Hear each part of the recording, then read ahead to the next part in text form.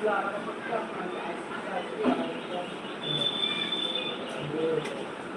দোকানের লোক আবার আইছি।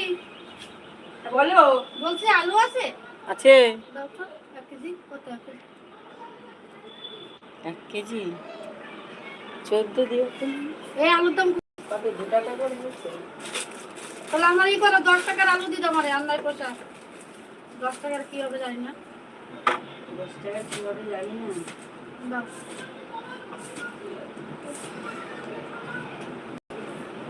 সবজিওয়ালা কত নেয়? 1 কেজি স্টেশন থেকে আনলাম। স্টেশন দিয়ে আনো? কত করে আনা আমি জানি না তো।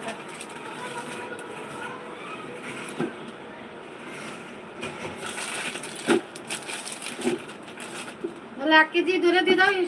ঠিক আছে, তুমি 1 কেজি নিয়ে যাও, দামটা আমি জেনে নিই, তারপরে নেবো কোনি। যাও। তাই? হুম, ঠিক আছে।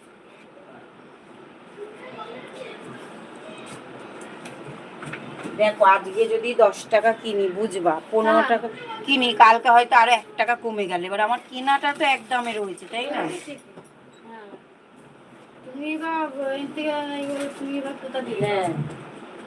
হ্যাঁ, দেখো আমি একবারে অনেক কিনে আনি, 7-8 কেজি কিনে আনি। হ্যাঁ হ্যাঁ, দেবো দাদা, সেই জন্য।